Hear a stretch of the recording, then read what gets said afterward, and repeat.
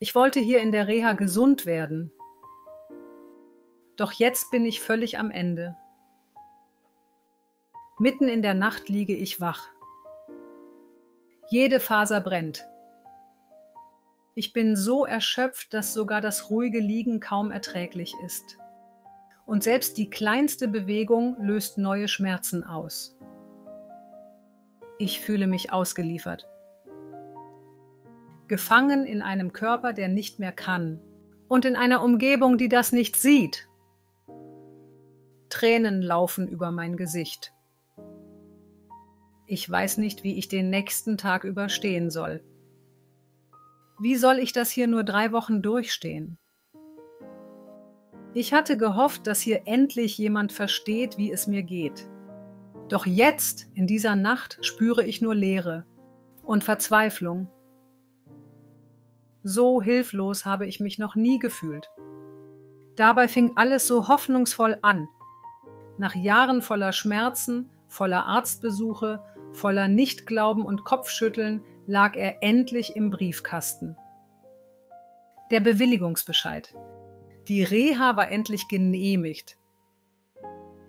Ich hielt das Schreiben in der Hand und dachte, jetzt wird alles besser.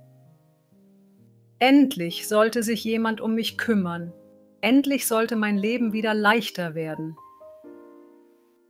In den 3 Wochen bis zur Abreise schwankte ich zwischen Vorfreude und leiser Sorge, ob ich das alles schaffen würde. Mal stellte ich mir vor, wie ich nach der Reha aufrecht und erleichtert nach Hause fahre. Dann wieder kamen Zweifel. Was, wenn es gar nicht hilft? Als die Wartezeit vergangen war, packte ich in Etappen meinen Koffer. Ich legte warme Sachen hinein. Eine Wärmflasche, mein Notizbuch und ein Extrakissen. Das musste mit, sonst konnte ich nicht schlafen. Ich brauche immer eins extra für irgendeine Region am Körper. Zum ersten Mal seit langer Zeit war da so etwas wie Vorfreude. Mein Mann sagte, das wird dir gut tun. Und ich wollte so sehr glauben, dass er recht hat. Die Klinik begrüßte mich freundlich, aber irgendwas fühlte sich seltsam an. Klinisch eben, unpersönlich. Der Geruch nach Desinfektionsmitteln lag in der Luft, die Neonlichter blendeten. Ich fühlte mich ein bisschen wie eine Nummer, die abgearbeitet wird.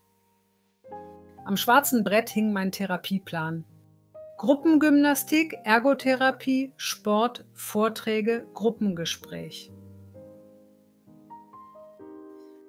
Jeden Tag vollgepackt, keine Zeit zum Durchatmen. Beim ersten Arztgespräch wählte ich meine Worte mit Bedacht.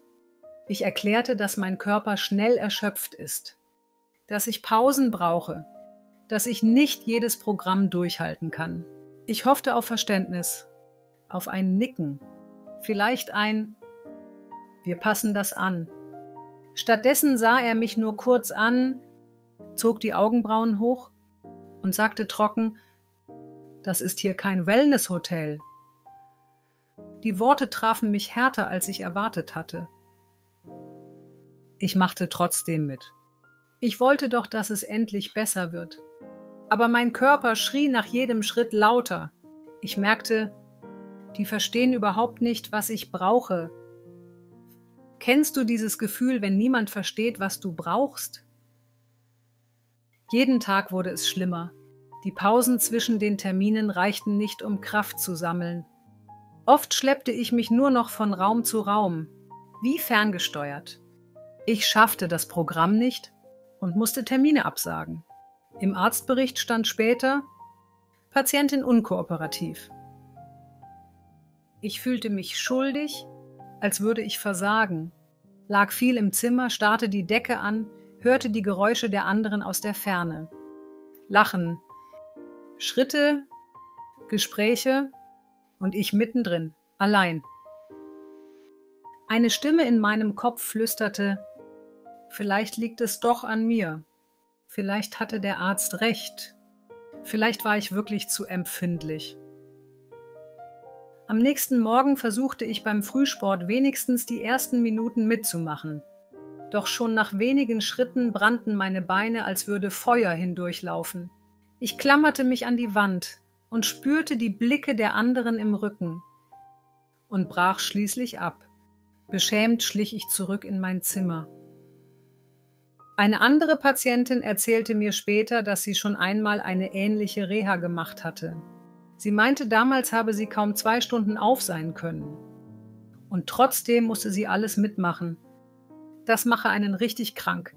Genauso fühlte es sich auch für mich an. Eines Abends schlich ich in den Gemeinschaftsraum. Nur eine andere Frau saß dort, mit einer Wärmflasche auf dem Bauch.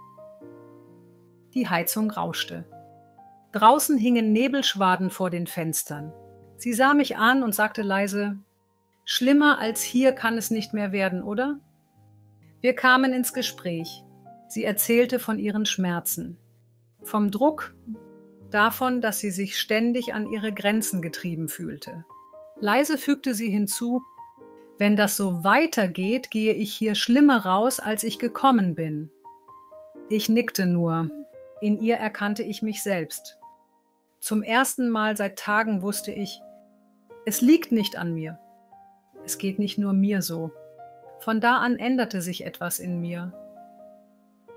Ich begann, meine Grenzen klarer zu ziehen. Sagten sie Sport, sagte ich nein. Sagten sie, sie müssen durchhalten, sagte ich, ich kenne meinen Körper. Manchmal reagierten sie genervt, manchmal aber sogar verständnisvoll. Aber es war mir egal, wie sie schauten. Ich wusste, dass ich das tun musste, um heil aus dieser Zeit zu kommen. Eine Mitpatientin erzählte mir, dass sie in einer früheren Reha gelernt hatte, ihre Grenzen zu zeigen und dass das akzeptiert wurde. Bei mir wurde es nicht immer akzeptiert, aber ich lernte, für mich einzustehen. 3 Wochen später. Ich sitze im Zug nach Hause. Die Klinik verschwindet hinter mir. Ich schaue aus dem Fenster. Die Landschaft zieht vorbei. Ich bin müde, erschöpft, aber innerlich klarer. Diese Reha hat mich nicht geheilt, aber sie hat mir etwas gezeigt. Ich muss niemandem mehr beweisen, was ich kann oder nicht kann. Ich weiß jetzt, was ich brauche und was ich nicht mehr mitmache. Und du? Hast du das auch erlebt? Reagiere, wenn du dich in dieser Geschichte wiederfindest. Wenn du mehr von solchen Geschichten hören möchtest, Geschichten, in denen wir uns alle ein Stück wiederfinden, dann hör dir auch die anderen Fibromyalgie-Kurzgeschichten in meinem Podcast an. Du findest die Playlist hier